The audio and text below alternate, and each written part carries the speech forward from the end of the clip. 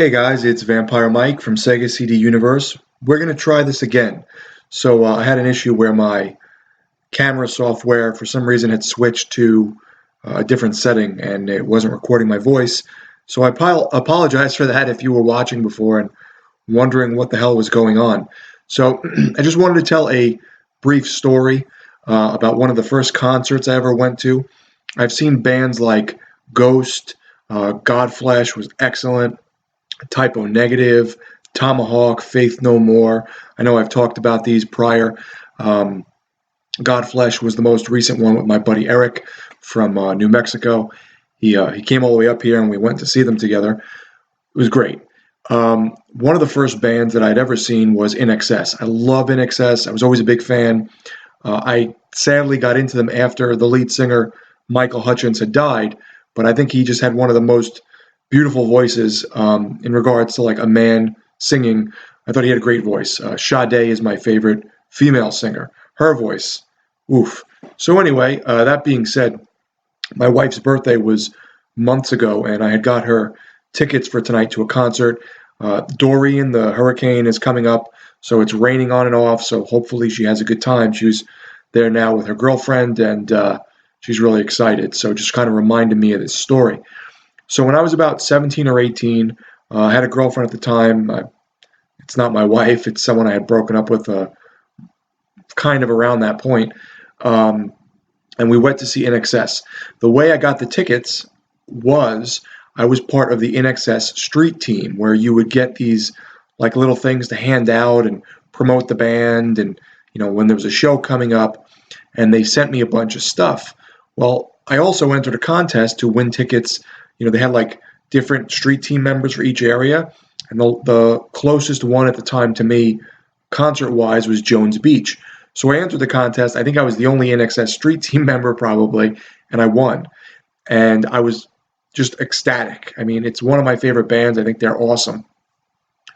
And went to the concert with the girlfriend at the time, and it started raining, which is what reminded me of this, of my wife going tonight with the bad weather. And it was just phenomenal. At the time, Michael Hutchence was already dead, so they had John Stevens fill in for him. They had done this a few times over the years where they got different singers to fill in. John Stevens sounds a lot like Michael Hutchence and totally had the same dance moves and vibe as Michael Hutchence. It was awesome. If you didn't know any better and you closed your eyes, it sounded just like him. So I think it was the perfect choice. I wasn't such a huge fan when they went on that TV show and got J.D. Fortune and put out that album. That album was all right, but it wasn't nearly as good as the rest of INXS. That being said, they should have kept John Stevens and did an album with him. I believe he was from the band Noiseworks, if I recall, and he was good friends with Michael Hutchence and the rest of the band. So it rains out. The concert's awesome. After the concert's over, since I'm part of the street team, I go backstage. I take photos with all the band members. If I remember correctly, I think Kirk Pengilly was a little drunk, which was kind of funny. They were all very friendly. And back then, digital cameras were sort of still newish, so the camera quality is really bad. I have some pictures still, and they're like this big now. Probably like a 1 megapixel, maybe 2 megapixel camera if you're lucky, which is crazy because now phones are way better than that. So after the concert, we meet the band, as I said, and I think I met John Stevens. I have a picture with him. I was very thin. I weighed about 160. I was very heavy. I lost a bunch of weight and tried to get in shape.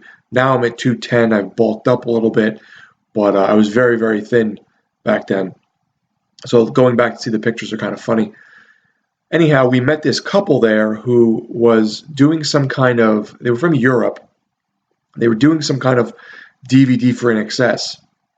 And when they were leaving, they needed a ride to the train station. I said, well, I didn't drive here. My dad picked us up, but I'll ask him. So when my dad came to pick us up, I said, would you mind dropping these two people off? They seem like nice people at the train down the road. And he said, yeah, okay, get in. So we dropped them, and they're like, what's your address? We're going to mail you this INXS live DVD we're working on. It's like a production thing they were doing with the band.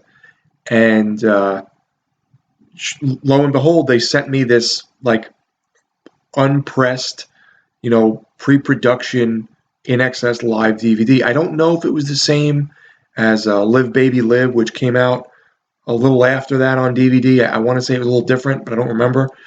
And it was just so cool to have this like promotional, DVD of one of my favorite bands. I met these people. I met the band.